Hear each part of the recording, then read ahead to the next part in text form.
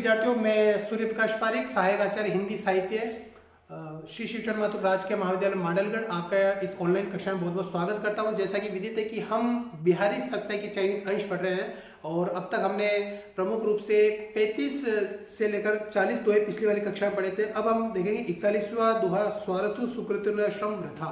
इसको देखते पढ़ेंगे। जहां पर बिहारी जी श्रृंगार रस की अभिव्यक्ति करते हैं अपने काव्य में, वहीं पर नीति और भक्ति के दोहे भी आपको इसमें देखने को मिले हैं। वैसे बिहारी सत्सई श्रृंगार, नीति और भक्ति की त्रिवेणी कही जाती है और मुख्य रूप से श्रृंगार रस की अधिकता उसमें देखने को मिलती है। लेकिन आपकी जो पुस्तक है, पाठ्य पुस्तक है रीतिकालीन काव्य संग्रह BA पार्ट 2 में लगी हुई है, उसमें तीनों जो प्रकार के जो दोहे भक्ति रस से नीति की बात करें या फिर श्रृंगार रस की बात करें, तो तीनों दोहे समान रूप से रखे गए हैं। तो आप इनको अच्छे ढंग से देखें और PDF जो शेयर किया जा रहा है उसके माध्यम से इसको पढ़ें। तो अगला स्क्रीन में आपको PDF दिखाई देगा, उसके साथ में आप पढ़ते चलेंगे। नमस्कार विद्यार्थियों, आज की इस कक्षा में फिर से आपका स्वागत है और हम बढ़ चुके हैं दोहा खंड में बढ़ गए हैं। बिहारी सत्सई के चयनित अंश हम यहाँ पर देख रहे हैं और हमने अब तक 1 से लेकर 40 दोहे यहाँ पर देख लिए इस PDF के माध्यम से। और इस PDF में आज हम पढ़ेंगे 41 संख्या से लेकर 45 तक के जो दोहे हैं। 5 दोहे आज हम इस कक्षा में देखेंगे और शुरुआत करते हैं हम इन दोहों की। और सबसे पहले हम देखते हैं, एक अन्योक्ति के माध्यम से कथन कहा गया है। अन्योक्ति कही गई है, ये मिर्जा राजा जय सिंह को कही गई है। ये देखिए, मिर्जा राजा जय सिंह के साथ में एक और अन्योक्ति लागू होती है, नहीं पराग नहीं मधुर मधुर नहीं विकास यही काल अली कली ही स्यो बिंदियो। आगे कौन हवाले रंग का एक दोहा पहले भी कहा गया था, जब राजा अपनी नवोड़ा पत्नी के प्रेम में डूबा हुआ था, तब राजा को होश में लाने की इस ढंग की बात कही जाती है। तो उसी ढंग से एक कथन और कहा गया कि औरंगजेब के कहने पर मिर्जा राजा जय सिंह दक्षिण में महाराजा शिवाजी को हराने के लिए, वहाँ पर वार करने के लिए, आक्रमण करने के लिए रवाना हो गया था। तब बिहारी जी ने ये दोहा कहा था और इसके अंदर देखिए एक प्रतीक रूप में कहा गया कि वो जो मिर्जा राजा जय सिंह हैं उनको ये संदेश देते हैं कि अपने ही लोगों को मारकर तुझे कुछ मिलने वाला नहीं है। यहाँ पर मिर्जा राजा जय सिंह को बाज की उपाधि दी गई है, एक शिकारी पक्षी की उपाधि दी है। औरंगजेब को यहाँ पर शिकारी कहा गया है और शिवाजी को यहाँ पर उनका ही साथी, पक्षी साथी कहा गया है। तो इसमें कहा गया है कि बाज को कहा कि हे बाज, तो दूसरों के कहने पर अपने ही लोगों पर आक्रमण क्यों करता है, क्योंकि इससे न तो तेरा कोई स्वार्थ है, न कोई इसमें सत्कर्म कहा जा सकता है। तो देखिए, सामान्य रूप से हम देखेंगे तो इसको पक्षी के रूप में देखेंगे पहले, फिर उसके बाद में हम अगली बात करेंगे। तो देखिए कि हे मनुष्य, हे पक्षी, हे बाज, ये जो तू कार्य कर रहा है उसमें न तो तेरा कोई स्वार्थ है, न कोई सुकृत यानी सदव्यवहार कहा जाएगा। अपने लोगों को मारकर, अपने ही पक्षी जाति को मारकर कोई अच्छा कार्य नहीं करेगा। ये देखिए, कोई शिकारी पक्षी होता है तो उसको जब बहेलिया रखता है, शिकारी रखता है, तो उसको चिड़िया मारने के लिए रखता है। लेकिन जो भी चिड़िया वो मारता है वो सारा का सारा शिकार शिकारी के पास में चला जाता है। तो उसके लिए कहा जाता है, देखो चिड़िया मारने में न तो तेरा कोई स्वार्थ है क्योंकि तुझे फ़ायदा नहीं मिला, न कोई सत्कर्म अपने लोगों को मारकर अच्छा नहीं करेगा। श्रम वृथा, तेरा जो श्रम है वो भी वृथा जाएगा, बेकार जाएगा। देख ही विहंग, इस सारी स्थिति को तू देख ले। हे विहंग, हे बाज, हे शिकारी पक्षी, इस सारी स्थिति को देख ले और अच्छे ढंग से इसका विचार कर ले। क्यों? क्योंकि हे बाज, पराये पानी यानी पराये पानी या दूसरों के कहने पर, यहाँ पर दूसरा कौन है? औरंगजेब के लिए कहा गया है या फिर शिकारी के लिए बात कही गई है। पहले अर्थ में जहाँ पर हम बाज की बात करें वहाँ पर बाज के लिए कहा गया है कि जो दूसरा व्यक्ति यानी जो शिकारी के पराई पानी यानी दूसरे के कहने पर, परी तो दूसरे के हिस्से में पड़ने पर, दूसरे के हाथ में पड़ने पर, पानी का मतलब होता है हाथ, दूसरे के हाथ में पड़ने पर तू पक्षियों न मारी यानी पक्षियों को मत मार, अपने ही लोगों को मत मार। ये बात तो कही गई बाज के लिए। शिवाजी के लिए बात करें तो हे मिर्जा राजा जय सिंह, आपके ये जो आप शिवाजी पर आक्रमण करने जा रहे हैं इसमें न तो आपका कोई स्वार्थ है क्योंकि स्वार्थ तो औरंगजेब का है, न सुकृत क्योंकि अपने ही राजपूत राजाओं को आप मारोगे तो अच्छी बात नहीं है। और श्रम भी वृथा, आपका अनावश्यक ही श्रम लगेगा। आराम से इस बात को सोच लीजिए मिर्जा राजा जय सिंह जी। आप हे मिर्जा राजा जय सिंह, बाज के साथ में तुलना की कि आप पराये के प्राण पर, पूरा दूसरे लोगों के हाथ में आकर पच्छिनों यानी अपने ही लोगों पर आक्रमण करना यानी अपने लोगों पर हमला करना बिल्कुल भी ठीक बात नहीं है, नीति के बिल्कुल भी अनुकूल नहीं है। ये बात यहाँ पर कही गई है। और मिर्जा राजा जय सिंह को भी स्वतंत्र एवं दूरदर्शी कहा है और अतः उनको एक तरह से सलाह ये दी गई है। इसमें अन्योक्ति अलंकार देखने को मिलता है, अनुप्रास देखने को मिलता है, स्वारथु सुक्रतु विहंग विचारी, इसमें हमें अनुप्रास अलंकार देखने को मिलता है और अन्योक्ति निश्चित तौर से हमें देखने को मिलती है। चलिए, ये हमने पढ़ा है यहाँ पर नीति का दोहा था ये, और आगे भी हम एक और नीति का दोहा पढ़ेंगे। नर की अरु नल नीर की। देखिए, नर का मतलब होता है मनुष्य और लेकिन यहाँ पर नर का मतलब सज्जन व्यक्ति से कहा गया है। कि नर की अरु नल की, नर की यानी अच्छे मनुष्य की, सज्जन मनुष्य की, और नल नीर की यानी नल के पानी की। तो पहले भी नल का प्रयोग होता था कि ऊंची टंकी रख दी जाती है और जितनी ऊंची टंकी रखी जाती थी और पानी जितना नीचा आता था उतना ही वो ऊपर जाता था। तो एक इसमें एक बात कही गई है कि नर की अरु नल नीर की गति एक एक करी जोय, कि नर की, मनुष्य की और नल के पानी की एक जैसी गति होती है। जे तो नीचे वे चले, यानी जितना नीचा उसको दबाया जाता है उतना ही वो ऊपर चढ़ता है। यानी जितना भी नल का पानी नीचे जाएगा उतना ही तेज गति से, फव्वारों का जो तंत्र था उसमें भी इसी ढंग का कार्य किया जाता है कि जितना फव्वारे को नीचे दबाया जाता था उतना ही वो तेज गति से जाता था। तो यानी आप जितना नीचे रहेंगे, जितना नीचे चल के रहेंगे, जितना नम्र रहेंगे, जितने अच्छे रहेंगे, सज्जन मनुष्य की भी ये विशेषता है कि वो जितना नीचा रहता है वो उतना ही अधिक ऊपर होता है, उतना ही अधिक ऊपर उठाया जाता है। ये बात कही गई है इसमें। तो नर की अरु नल की, अरु का मतलब और, नर यानी सज्जन पुरुष, नल नीर यानी नल के पानी की गति एक जैसी होती है, एक एक करी जोए, जितना नीचा वो चलेगा, जितना नम्रता से चलेगा वो उतना ही ऊपर उठेगा। ये बात इसमें कही गई है। और इसके अंदर उपमा अलंकार हमें देखने को मिलता है, क्योंकि नर की और नल नीर की बात कही गई है। अनुप्रास देखने को मिलता है इसमें, नल नीर में अनुप्रास देखने को मिलता है। और इसमें साथ में श्लेष और दीपक अलंकार का प्रयोग भी हमें देखने को मिलता है। तो इस ढंग से ये हमने देखा 42वां दोहा। अब हम 43वें दोहे की बात करेंगे। यहाँ पर ये भी एक तरह से राजनीति से संबंधित ही है कि एक समय जनता पर शासन था, महाराजा का शासन भी था, जो बादशाह औरंगजेब था उसका शासन था, और साथ में ही राजा का शासन भी था। यानी जनता पर दो दो शासन थे, दो दो तरह के कर लगा करते थे। इसे द्वैत शासन प्रणाली कहा जाता है।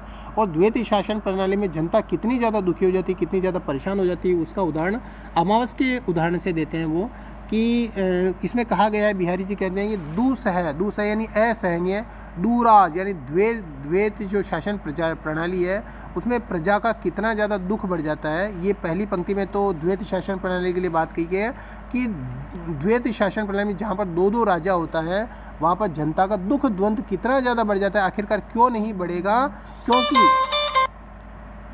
इतना ज़्यादा उनका दुख द्वंद बढ़ जाता है क्योंकि जब कभी किसी रात में रवि और चंद्रमा, सूर्य और चंद्रमा जो दोनों प्रकाश करने वाले हैं, लेकिन ये दोनों अगर एक साथ मिल जाते हैं तो और अधिक अंधेरे से अंधेरा वो करते हैं। यानी जब कभी सूर्य और चंद्रमा मिल जाते हैं तो और अधिक अमावस होने लगती है। तो जब भी कभी दो राजा होंगे, दो शासक होंगे, दो व्यवस्थाएं होगी, तो निश्चित तौर से जनता का वहाँ पर और समस्या पैदा होगी ही होगी।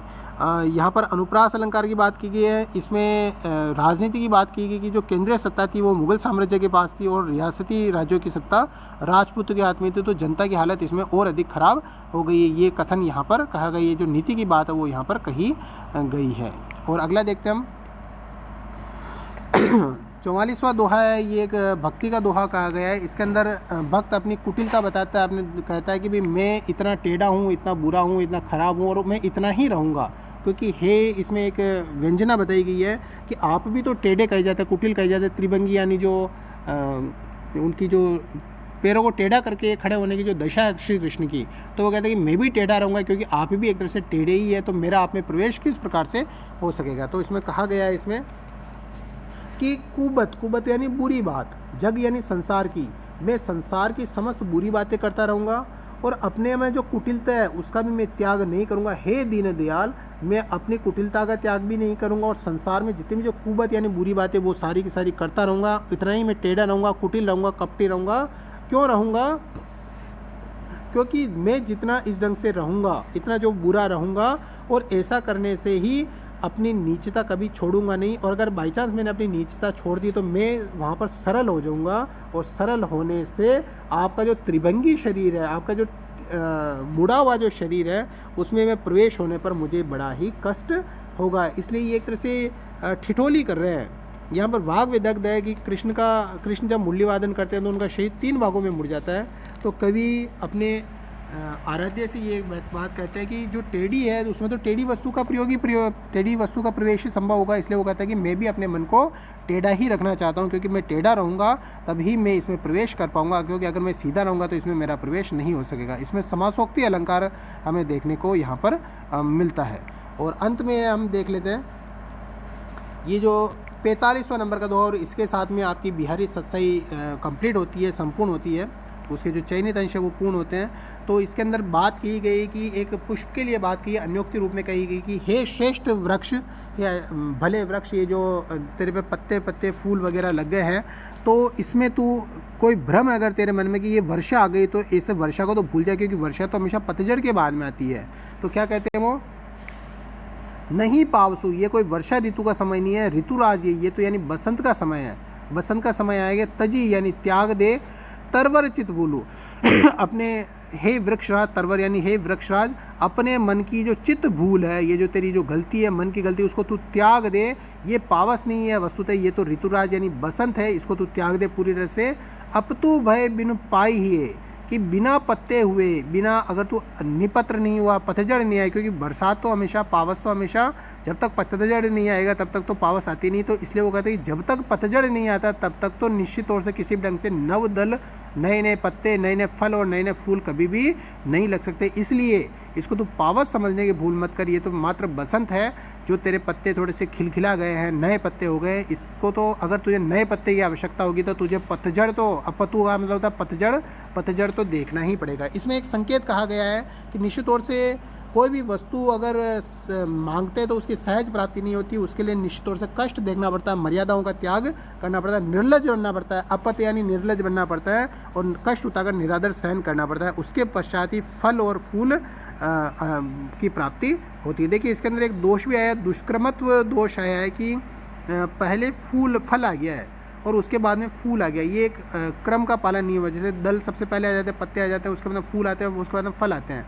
लेकिन ये देखिए सबसे पहले पत्ते आना तो ठीक है, दूसरे नंबर पे फूल आते हैं, तीसरे नंबर पर फल आते हैं, लेकिन ये जो क्रम है उसका भंग किया गया। तो दुष्क्रमत्व दोष हमें यहाँ पर देखने को मिलता है। अलंकार की हम बात करें तो अनुप्रास, श्लेष, वक्रोक्ति और अन्योक्ति अलंकार हमें इसमें देखने को मिलता है। तो इस प्रकार से हमने बिहारी जी के ये जो 45 दोहे थे वो 45 दोहे पढ़ लिए, और इसी के साथ में हमारे अध्याय पूर्ण होता है। तो मेरे लिए, आपके लिए जो एक असाइनमेंट है, आपके लिए जो कार्य है, गृह कार्य, वो ये है कि आप एक प्रश्न का उत्तर दें। मेरा प्रश्न है आपके प्रति कि बिहारी के काव्य की विशेषताओं का वर्णन करते हुए सिद्ध कीजिए कि बिहारी सत्सई श्रृंगार, भक्ति और नीति की त्रिवेणी है। मेरा प्रश्न फिर से सुनिएगा। बिहारी जी की काव्य की विशेषताओं का वर्णन करते हुए सिद्ध कीजिए कि बिहारी सत्सई श्रृंगार, भक्ति और नीति की त्रिवेणी है। इस प्रश्न का उत्तर देंगे आप, निबंधात्मक प्रश्न। और अगर ये आपको जो PDF की आवश्यकता हो तो वीडियो के डिस्क्रिप्शन लिंक में इसको दे रखा है, वहाँ से आप इसको डाउनलोड कर सकते हैं। बहुत बहुत धन्यवाद पढ़ने के लिए। इसी ढंग से जुड़े रहिएगा, इसके बाद में आपकी कक्षा निरंतर जारी रहेगी। बहुत बहुत धन्यवाद। ये जो दोहे पढ़े हैं तो मुझे पूरी उम्मीद है कि इन व्याख्या के माध्यम से, ये जो व्याख्या हमने की है दोहों के साथ में, PDF को पढ़ते पढ़ते जो हमने व्याख्या की है, उससे आप दोहे के भावार्थ को बहुत अच्छे ढंग से समझ पाए होंगे। इसके अंदर आप काव्य सौंदर्य, भाव सौंदर्य, जिसको हम शिल्प सौंदर्य, भाव सौंदर्य कह सकते हैं, उनको भी आप अच्छे ढंग से समझ पाए होंगे। आपको मेरा यही निर्देश है कि आप ये पुस्तक खरीद ले आए, रीतिकालीन काव्य संग्रह, जिसमें न केवल बिहारी अपितु सभी जितने भी आपके रीतिकालीन कवि वो सारे आते हैं, और इनको पढ़ने के साथ में ही आप इनका अनुवाद करते चले तो आपके दो रूप से महत्वपूर्ण होगा। एक तो व्याख्या रूप में महत्वपूर्ण होगा कि आप अलग अलग व्याख्या करके परीक्षा में जो प्रश्न आता है सप्रश्न व्याख्या में, उसमें लाभकारी सिद्ध होगा। साथ में जो आलोचनात्मक प्रश्न आते हैं, जब आप इन दोहों को ढंग से पढ़ेंगे तो आलोचनात्मक प्रश्न में अगर आप इनका को उद्धृत करते हैं, इनका रेफरेंस देते हैं, तो आपको बहुत ज़्यादा लाभकारी सिद्ध होगा। अगर वीडियो से संबंधित, वीडियो में जो भी पढ़ाया गया उससे संबंधित कोई भी महत्वपूर्ण प्रश्न हो, आपको लगता है कि कोई शंका रह गई, कोई ढंग से समझ में नहीं आया, तो कमेंट बॉक्स में आप अपना लिखकर भेज सकते हैं। मुझसे व्यक्तिगत रूप से संपर्क भी किया जा सकता है। आप व्हाट्सएप पर, जो व्हाट्सएप ग्रुप पे मैंने शेयर किया है, उसमें आप अपना प्रश्न लिखकर भेज दीजिएगा। इस वीडियो को अधिक से अधिक लाइक कीजिएगा और अपने मित्रों, अपने सहपाठियों, विद्यार्थियों के बीच में शेयर कीजिएगा। बहुत बहुत धन्यवाद। वंदे मातरम।